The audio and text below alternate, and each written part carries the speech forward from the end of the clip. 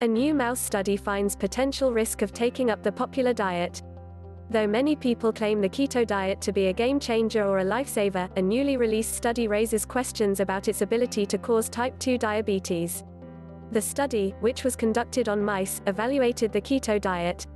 The keto diet is a low-carb, high-fat diet plan that causes the body to burn fat instead of carbohydrates, a process known as ketosis. This is said to help with weight loss. The Journal of Physiology published the research, which said following the diet in its early phases could boost the risk for type 2 diabetes. The science behind Keto ETH Zurich along with the University Children's Hospital Zurich conducted the study. They fed mice ketogenic diets and high-fat diets and then tested their metabolisms and sugar responses. They found that keto diets don't allow the body to properly use insulin, so blood sugar isn't properly controlled. That leads to insulin resistance, which can raise the risk for type 2 diabetes.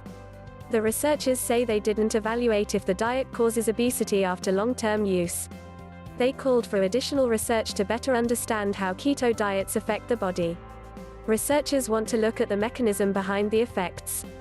Although ketogenic diets are known to be healthy, our findings indicate that there may be an increased risk of insulin resistance with this type of diet that may lead to type 2 diabetes, said Christian Wolfram, PhD, a professor at ETH Zurich and co-author of the research. Gerald Grandel, PhD, co-author of the study and professor at the German Research Center for Environmental Health, said that insulin resistance and the keto diet have been studied before. Studies on mice report different things, mostly improved or maintained insulin in muscle but impaired glucose tolerance systematically or in the liver alone. A century ago, doctors had recognized that fasting or starvation for several days, or strict carbohydrate restriction without starvation, can cause something called starvation diabetes in rodents, dogs, and humans. Now Grandel thinks that's similar to the findings in his paper.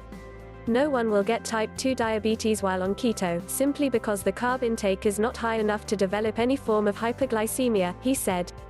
What happens is the liver becomes insulin resistant, which he thinks is reversible when the person switches back to a high-carb, low, or medium-fat diet. But adding carbs to a diet high in fats is definitely a bad idea, he said. Co-founder and chief medical officer at Virta, a program that claims to reverse type 2 diabetes by drawing on ketosis, said there are no human studies that indicate a well-formulated keto diet causes type 2 diabetes. To the contrary, based upon many biomarkers that predict the incidence of type 2 diabetes, nutritional ketosis benefits all of them, he told Healthline. There's a lot of research that's suggested using carbohydrate restriction can help the disease, he added. Finney said that people struggle to follow a ketogenic diet if they have type 2 diabetes because they don't find it sustainable. Following a ketogenic nutrition plan can be difficult, which can be due to confusion around what constitutes a well-formulated ketogenic diet. There is simply no one-size-fits-all solution, making individualization extremely important.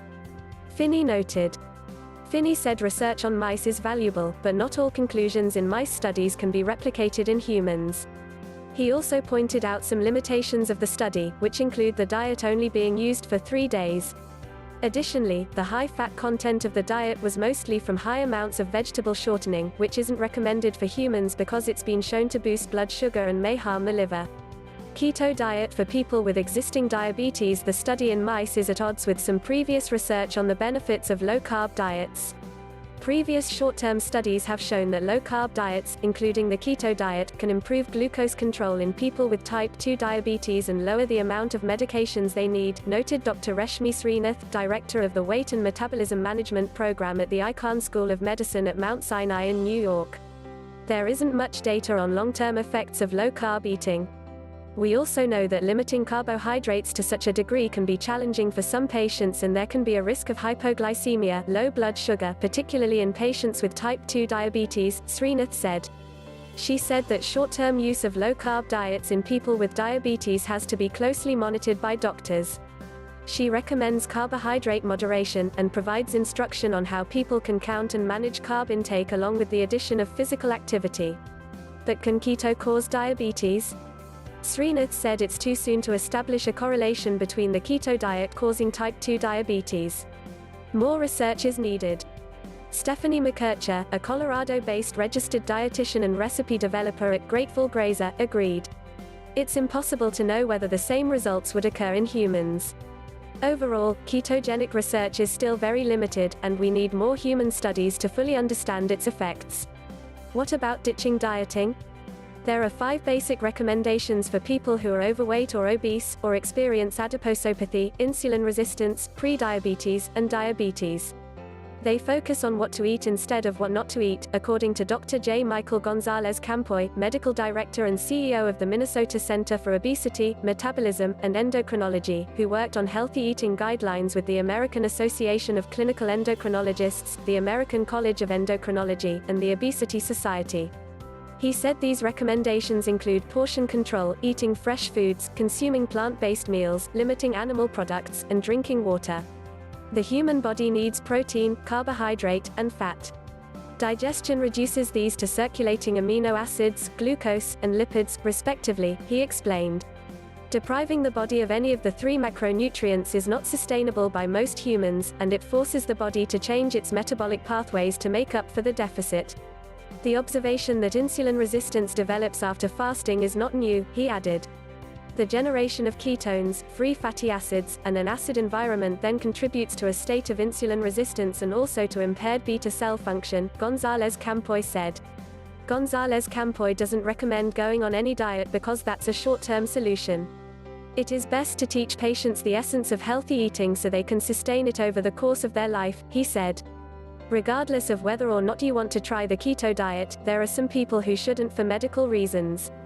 Gonzalez Campoy noted that people with chronic renal failure in stages 3, 4, or 5 should not follow the keto diet. The kidneys are essential to buffering the blood, and the acidosis that develops from fasting may not be corrected.